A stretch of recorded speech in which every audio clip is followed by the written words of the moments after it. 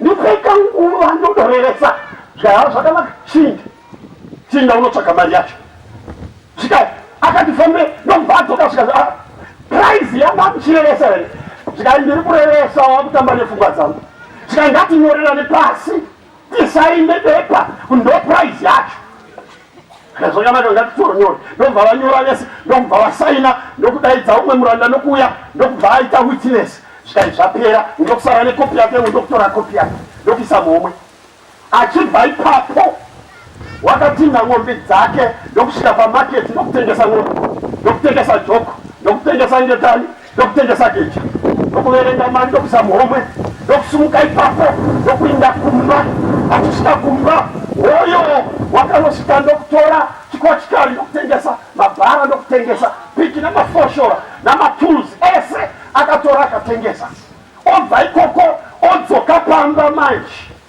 ndokubva asvika oyo wabata masofa akusunda amai mudzimai wacho akati bodo pane zvaitaka kunge zvikaisi nyoro zvaita sei zvikai musandibata zvino vana vamira vese hukumani vese vamira vatari yabana zvikai musandibata ndiri kuva nokutaura neni mi sofa oyo nokunotengesa nokuyachitora ese nokutengesa oyo wapinda zveruva akutanga kusunda akutanga kutora zvaivamo mabookshelf achitengesa oyo ari muwardrobe manje abvisa nhumbi dzake dzese ndokubva atengesa abva ikoko ngori mukisheni vakaenda mukisheni mai vakata zviti ndokubva vaburuka ndokunomuti muchiuno ndi shasha akavhizuka ichiinda mudenga mai vakawira uko vikaenda kuudza kuti usandibata maziso anga akatsvuka kuita mhiripiri vana vakashaya kuti waita sehongotere naidedi mai vakaona kuti panapa munhu wacho haabatiki ndobva varidza mhere vanhu ndokuuya nehama ndokuuya vachiedza kuuya kuzomubata vaita kuti amubata maoko aivhizuka mudenga ovarashira uko chikaindati musandibata ndokutora nhumbi dzake newardrobe nezvese ndobva atengesa abva ikoko ndokuinda mundiro dzomudzimai oyo ndokudzokera mubedroom ndokutora madhirezi emukadzi nenhumbi dzevana ndokutengesa ndokudzoka panguva iyoyo raidi rose community yose yanga yavepo manje vanhu vati nhai sinyora chamboita sei musandibata handidi kutaura nemunhu musandibata abva ipapo oyo nokuinda musangomo nokubva obva ikoko achimanya aita sa ane zvimwe zviri kumunetsa waibva ikoko umhanya achiona pakati pemba vanhu vachitsiura osvika achitora zvasara achitengesa achidzoka ikoko ombomanya pakati pemba odzoka achifunga kuti chii chasara otora achitengesa ndobva atora saga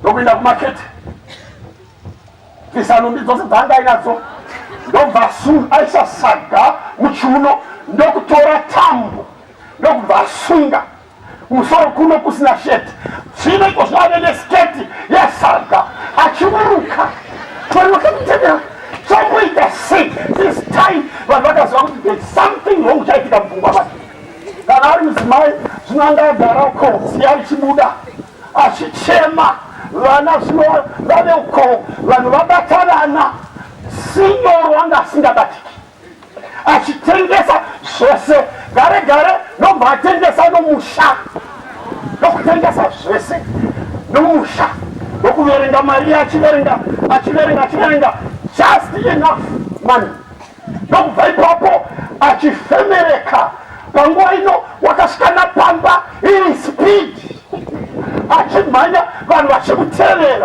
vachimutevera naisiye matambo naisinyoro zvamboita sei hapana wavaitaura naye wakamhanya vakamutevera vari kure achimhanya nokunosvika pana surprise akapfeka saga ziya rakazara achifemereka rurimi rwakabuda muromo sekwakabata achifemereka mari shadawana dawana nema achiberenga mari yose achiberenga yose to the last cent shada mari yako ala vamutari ashikazi you are not serious waiwane kusika mari ndo ya munoda kwete undaiwana se mari kabumira bikasaina zvakanaka chindipa mari chitora munda akabva ipapo hoyo vanhu vaitevera vari suru vari nechekure vakaona hoyo manya achibva pamba pasapurasi akwenda kumunda kuya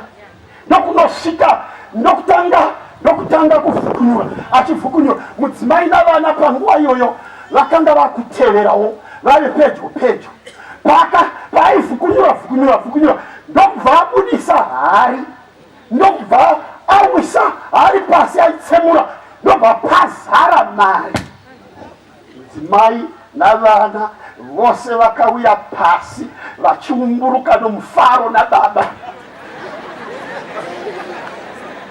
ushe hwekudenga hunofananidzwa nepfuma yakavanzika muri bare varavamwe inoti kana munhu aiwana anoivanza pfuma iyoyi mumufaro for the joy of it. That's what the Bible says. Anoenda kunotengesa zvose zvaainazvo kuti atenge munda. Ndo zvakafanana neushe hwekudenga. Inzwai vana vaMwari, ushe hwekudenga hunotsvaka vanobvuma kurasikirwa kuti vagowana. Ushe hwekudenga hunowanikwa navanhu vasingaiti netemwa pakurasikirwa nekuti pane zvavanenge vakaona zvisina kuonekwa navanhu, hazvina kuonekwa chero nomudzimai wako, hazvina kuonekwa zvimwe nevana, hazvina ndiwo vakazviona. Ushe hwekudenga kana tahuziva zvakanaka and we remain normal, there is something wrong. Pane zviro zvatisina kuona. Regai mumboona vana vaMwari mukaverenga mubhuku ravakorinde 1 Corinthians chapter 2 mukaverenga verse 9 na 10 shoko rinoti kudai izvozvizvi but bhaibheri rinoti akura wakaramba muripo here vana vaMwari, wakaramba this throne yokuva president with super power, wakaramba chigaro chaDonald Trump. Ndochakaramba ichocho, akaramba mabhilioni matrilioni aigona kuwana, akaramba kuvakirwa pyramid. Vese vamafarao vaivakirwa pyramid, unenge anga ari an adopted child, waifanira kumangwira izvozvo. Obva ati izvi inyasha dzaMwari, but wakazviramba. Bhaibheri rinotiwo akatiwo kutambudzika muna Kristu kuri nani pakufarira zvivi kwenguva pfupi. Bhaibheri rinotiwo nekuti wakatarira mubayiro, you underline that one. The Holy Spirit, pana 1 Corinthians chapter 2, nenoti zvisina kuonekwa neziso, zvisina kunzwikwa navanhu nenzeve, zvisina kupinda mundangariro dzomunhu, ndo zvakagadzirirwa vanomutya. And so what the Holy Spirit did kuna Moses nezvekutiwo mweya mutsvene unosearcha the deep things of God, the battles of God, wakabudisa pachena kuna Moses kuti tarira zviri mubayiro wavatsvene izvi chifananisa neEgypt. Nobva atarira akakombea, akatarira. Bhaibheri rinotiwo nekutenda Moses akura wakaramba Egypt, wakaifuratira, akati zviri nani kutambura navanhu vaMwari, akabvisa ngetani dzoumambo, akabva mupalasi, akabvisa nhumbi dzoumambo, akafuka masaga emaslaves, akaburuka akanokanya zvitina. Muripo here vana vaMwari? Ushe hwekudenga unofananidzwa namunhu unotaona pfuma yakavanzika, unoivanza nomufaro, is willing to lose all, kurashikirwa nezvose kuti awane zvakavanzika zvedenga. And so Moses akarasikirwa nezvese, akabatana navana vamwari patarega ndikudze vana vamwari mukafita fast track kunosvika pagomo rePisga muchavona kuti Mwari watonamata ndi Mwari ari faithful. Oh yes, we worship a faithful God.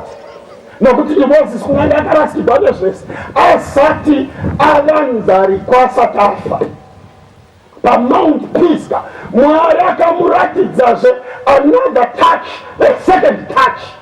Mweya Mutsvene ukamuratidza the reward of the saints. Akatiwa haiwa Mwari, kana zvichireva kurasikirwa neKenani yepanyika iyi ngaichipfuurai, asi iyo inonzi paradise inogara nokusingaperi ndo yandinoda kupinda. Echo Moses akavona zvakanga zvisina kuonekwa navamwe. Bhaibheri rinoti haana kutya kunyange pamberi paFarao nemhaka yekuti akaona iye asingaonekwi. Chinoitisa kuti vanhu vaMwari vatye inyaya yekuti pane zvavasina kuona. Chinoitisa kuti vakasike kuregedza basa raMwari pane zvavasina kuratidzwa. Ndakaona vazhinji vamwe vachiramwa mabasa, kuramwa chaiko. Sarai nebasa renyu, chitenda chenyu ichi ungoudza unziwa maindisi vako tinenge tisina mafariro. Unenge unokweva vanhu sarai nechitanda chenyu. Haana chaakavona, ndozvipo. Ndinoziva mumwe mudhikoni dunhu rimwe randandinaro handizoritauri akabudira chechi mucheka wechirayiro. Ambonzi gondo guno toda kupa vamwe mukana wokubata mucheka. Zvikaima ndisorei mati maoko angu akasviba sokusviba kwandakaita kumeso. Hapana akataura zvokusviba kwake. Zvikachisarai nechechi yenyu. Ndakaona vamwe vakaramira kungochinjiwa unzi gore rino hauchavi elder iko zvino wave asha. Mandisorei, I know personally a deacon akanzi achinjwa kubva paudikon, head deacon, akatora key dzechechi. Vanhu vakamukira kuchechi vakaona pakakiwa, vakaenda kunomunyengetedza. Zvaimutaura zvakanaka, mukamutaura neruzha gukuru handindi kukuvhurirai. Ndoda kuti muzive, mundiudze kuti makandibvisire henyu. Chii chamakaona chakaipa pandiri? Vakaona vanhu vazhinji vachirashikirwa nekutenda nezvinhu zvidoko muchechi. Muripo here vana vaMwari? Nhamo iripo nekuti hauna chavakaona. Namatira pamusangano uno kuti uone pfuma yakavanzika. Kana waiona pfuma iyi uchamira pairi kusvika nokusingaperi. I was challenged navamwe mai tiri muchechi board. Chechi iyi ichechi inozikamwa kuti pakaipa hapamiri zvakanaka panyaya dzayo. Saka muchechi board pastor vaka ndo vaichera kusvika pastor inowazi head elder ipapo. Pastor vakatiwa kuna kwandiri elder sarai nenyaya yenyu muipedze nekuti ipapo paidimbiswa mheni pachena. Ini pachena ndakafurete muri muzodzi wavo Mwari. Vandokudzai kuti nyaya ndikupomberwa handina chandakabata, handitomboisi ndotoinzwawo pano, asi ndoda kuti muise sangano musununguke nokuti makapiwa simba iro. Musununguke kuita zvamungada nezita rangu. Kana chirano kudzoka nokumasuo ndinodzoka. Asi munogona kundibvisa membership kana kundisenda kana zvese itai, asi ndoda kuti muzive chinhu chimwe, hamundibvisi muruoko rwaJesu. Hamundibvisi. Zvakana muchiita zvimwe itai, asi pana Jesu handibvi. Ndinoti haleluya. Mai pane zvavakaona. Usakasika kundoregedza panyaya dzezvokunamata. Mira pachokwadi. Pasikati ano ndiri kutiwa Mwari atibatsira atizarurira.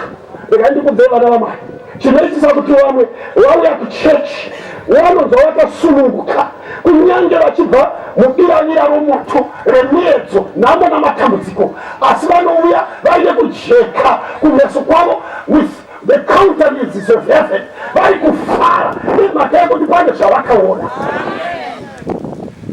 Gova mwachiti amen, vamwe vachiti hameno. Havana chavakaona, havana chavakaona, kune vatiri chavakaona. Inzai vana vaMwari, nemakesha vakaoneswa vane mufaro kunyange vanhu vachiona kuti munhu ari pakati pekutambudzika. Rangarira kuti Moses akaona bwenzi richifuta asi risingatsvi zvichiratidza kuvakwa kwaMwari. Kana Mwari auya pauri vamwe vachiona maviravira emoto mirazvo emoto kuti avayana gore hariperi fika hariperi nhamo yakabata asi you will remain not consumed. The bush was burning but not consumed. You won't be consumed.